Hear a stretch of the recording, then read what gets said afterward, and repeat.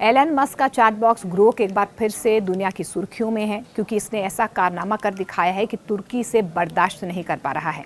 आपको बता दें कि तुर्की ने इस चैट बॉक्स के एक्सेस पर ही बैन लगा दिया है। अब तक एलन मस्क की अपनी जुबान ही कहीं ना कहीं उन्हें हमेशा चर्चा में रखती थी, लेकिन अब उनकी कंपनी स्पेस एक्स की तरफ से जो एआई चैट बॉक्स यानी कि ग्रोक बनाया गया है, उसने भी अब ऐसा ही करना शुरू कर दिया। हालांकि देखिए, ग्रोक पहले भी जब नया नया आया था तो ग्रोक तब भी चर्चा का विषय था, लेकिन इस बार तुर्की को ग्रोक ने परेशान कर दिया है।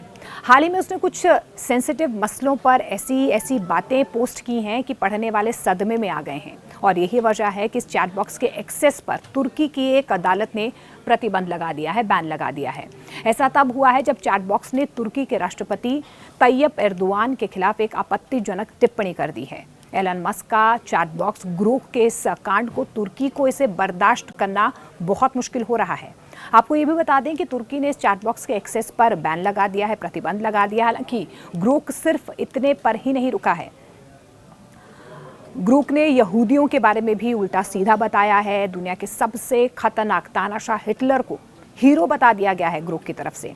उसकी ये बातें बर्दाश्त से बाहर हैं, लेकिन इसका जवाब उसे तुर्की में ही मिला है। यानी कि रिपोर्ट्स के मुताबिक तुर्की भाषा में ग्रोक से सवाल पूछा गया तो उसने राष्ट्रपति तैयब एर्दोआन को लेकर कुछ आपत्तिजनक टिप्पणी की है, कुछ सामग्री भी दिखाई। इसके बाद ही सूचना और संचार प्राधिकरण ने कोर्ट के आदेश पर इसे बैन कर दिया, क्योंकि तुर्की में राष्ट्रपति का अपमान करना अपराध है।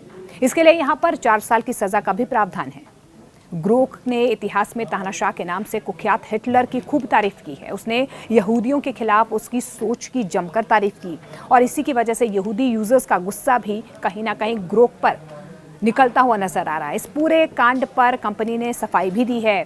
कंपनी ने सफाई देते हुए कहा है कि ऐसी आपत्तिजनक पोस्ट को तुरंत हटाया जा चुका है। इतना ही नहीं, एआई को फिर से ट्रेन किया जा रहा है ताकि आगे ऐसी गलती ना हो।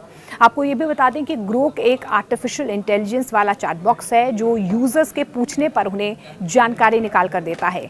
एआई होने की वजह से वो कई बार कुछ ऐसी साइट से भी जानकारी ले लेता है जो प्रोपेगेंडा फैलाने के लिए होती हैं। आपको ये भी बता दें कि पहले भी ग्रोक विवादों में आ चुका है, क्योंकि उसने नस्लीय बातें लिख दी थी, और यही वजह रही थी कि ग्रोक की उस वक्त भी कहीं ना कहीं आलोचना हो रही थी। इसके बाद उसके पब्लिक पोस्ट पर तो रोक लगा दी गई, लेकिन प्राइवेट चैट एक्टिव रहा था, और प्राइवेट चैट एक्टिव रहता भी है, जिसका इस्तेमाल यूजर्स हमेशा से करते आए हैं। लेकिन एक बार फिर से ग्रोक जो है विवादों में पड़ता हुआ नजर आ रहा है।